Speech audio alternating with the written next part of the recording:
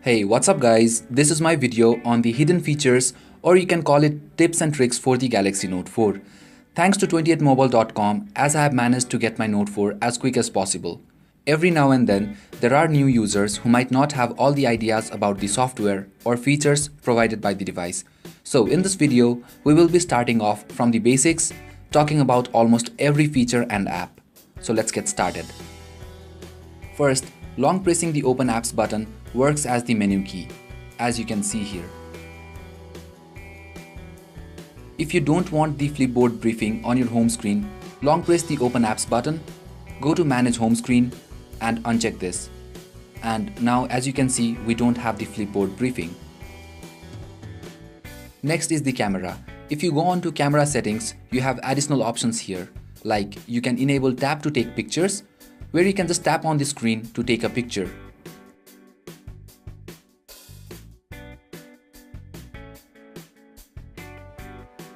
Similarly, we have voice commands to take pictures or shoot videos. Shoot. Shoot. Also, we can give an action to the volume keys, like record video, zoom, etc. Let's choose video. And now when I press any of the volume keys, and there you go. Coming to the front-facing camera, here you have a new feature, where you can tap on the heart rate monitor to take a selfie. Very handy, isn't it? Now let's move on to settings and get into every aspect of it. So this is the default view that you get. On top, you have got quick settings which you can customize. You can add things that you use the most. Say for example, the fingerprint scanner, the power saving mode, etc. So this will make things easier for you as you can access them very quickly. Coming to the display, from font you can choose fonts for your system, as we get some new fonts with the Note 4, and the font size as well. Next we have one-handed operations. We do get added functionality this time around. If you enable reduce screen size, you can shrink the whole display by just doing this. You can resize this whole thing according to your convenience and move it around.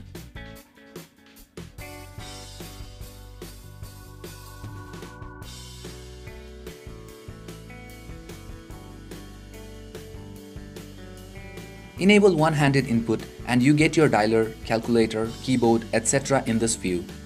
Easier for single-handed uses. Plus you can change the sides as per your dominant hand. And lastly we have the side key panel. Enabling this will give you a floating sidebar where you get the Open Apps, Home and the back button. You can place it anywhere you feel easy so that you don't have to reach for the capacitive buttons down below, and then hide it when not necessary. Now say you need to access these, just make a swipe and there you go. You also can customize this sidebar from the settings menu, like you can adjust the transparency level as well as add additional keys. Say for example, I want the app drawer. Now as you can see, I can jump to my app drawer directly from here. So very handy for single-handed uses. Then we have various screen modes for an overall better experience. Like we have adaptive display where the device automatically optimizes your screen for the better results. While watching a movie, you can select the cinema mode. Else, if you don't like oversaturated colors offered by the AMOLED display, you can go with the basic mode. Then we have got increased touch sensitivity. With this enabled, you can literally use your device with anything that you have in your hand. Not only while wearing gloves, but with a pen, pencil, earphone jack, etc.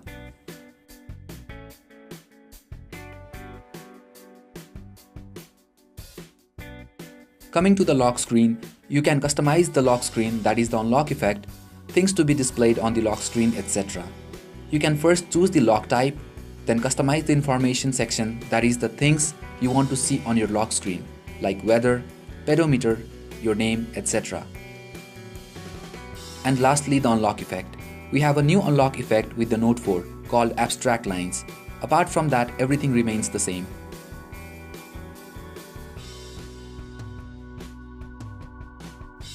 Then we have the multi-window, where you can simultaneously run 2 or more apps in the split screen view. But now with the Note 4, we get the new pop-up view, That is, you can use multiple apps simultaneously in a pop-up window, as you can see here. You just need to swipe down diagonally from either of the corners and then multitask.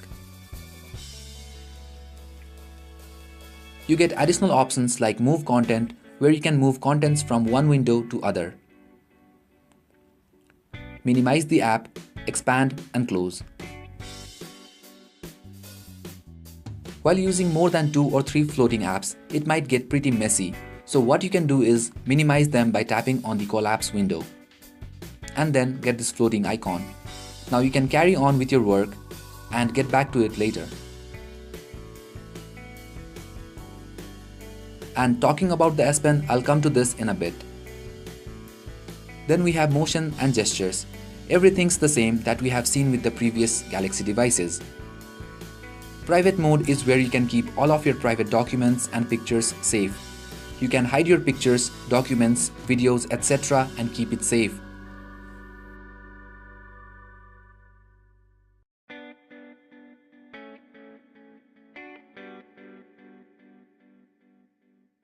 Next we have is the fingerprint scanner. So one quick tip for you guys. When you are registering your finger, you get 10 entries. So what you do is register your finger from both ways, like horizontally and vertically, for better recognition. If you do this, it will be easier to unlock your device with a single hand. Plus, you can register the same finger twice for better recognition.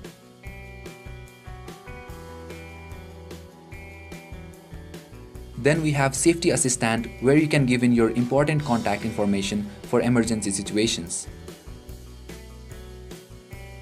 Next is the power saving mode. First we have the normal power saving mode, which will restrict the maximum performance of your device. Then you have grayscale mode.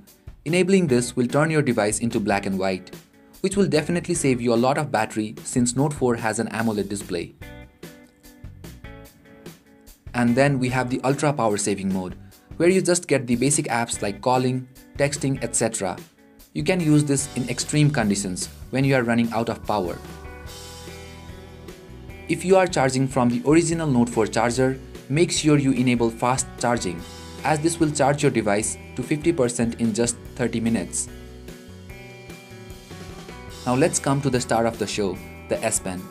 You get added functionality apart from taking the screenshot, writing a memo, etc. As soon as you pull out the S Pen, you have 4 different options in your Air command. First is the Action Memo, where you can quickly note down things. Say for example, I need to note down a number. Then tapping on this icon will allow me to call that number, save it as a contact, send a message, etc. Next is the Smart Select. With Smart Select, you can take a snapshot of the screen. You can minimize the snap for later access as well. Save it to your scrapbook, share them, and in case if you just want the text from the snapshot, you can tap on the T icon. If you want to delete the minimized snapshot, you can tap and hold and drag it to delete. Next is the image clip. This is very handy when you quickly want to snip anything on your screen. You can give it a proper shape if you want to and save it to your scrapbook or share it. Last is the Screen Write, which is a quick way to take a screenshot and write on it. You also get additional tools with it like erase, crop, share, etc. With the S Pen on the Note 4, we get functions like on the PC mouse. Say for example, you want to delete pictures from your gallery. You can just press the S Pen button, drag to select, and then you can share or delete them. While working on floating apps, say if I want to copy-paste any content from one window to another, tap on the circle, then select Move Content. Now select the content, drag and drop. As simple as that. So these were some of the new features of the new S Pen. On your messaging app, you can add priority senders. So these are contacts whom you text frequently. These contacts will remain on top so that you can just tap on them to send a message quickly. Next is disable S Voice since we have the OK Google functionality. To disable it, go to S Voice, Menu, Settings, and uncheck this. Disabling S-Voice will help you reduce lag while pressing the home button. For calling someone quickly from your contact, you can use the Smart Dial feature. You just need to type the name of your contact to call. Say for example, I want to call Test. So just typing T-E-S-T and there you go. You have new modes in the camera app like Rear Cam Selfie and Selective Focus, which are self-explanatory.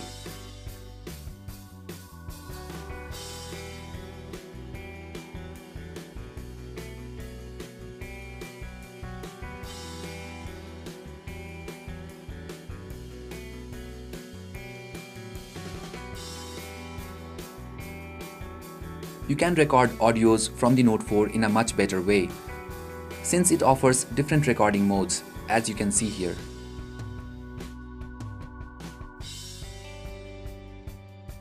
Next is the photo note. This time with the S-Note app, you get an option where you can just capture a picture and it will automatically extract the text out of it. And you can save it as JPEG, PDF, etc. Next is setting up the IR blaster. So with the Smart Remote app, you can first select your reason and then select the device that you want to control via the IR blaster, like TV, set-top box, DVD player, etc. So selecting TV, then you get to select your TV brand. So selecting Sharp, now powering it up. So since this code worked, it's a yes. And in case the first code does not work for you, you can go with the next one. Next is the easy mode. With this you get the basic version of TouchWiz with big icons, basic weather widget, clock widget, etc. Over here you can add additional applications that you use the most. You can go to the app drawer from here. And to the left you can add your contacts. So basically this is the simplest version of the TouchWiz.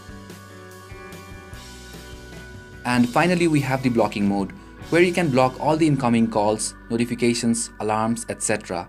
You also can set the blocking mode for a certain period of time, especially when you are at meeting. And one more thing is that you can add the contacts to this allowed list so that you won't miss any of the important notification from these contacts. So that's all for this video guys. I hope you found this video useful. Thanks a lot for watching. And if you want to purchase a Note 4, you can do that from 28mobile.com. Stay tuned for more Note 4 contents and you guys have a great time.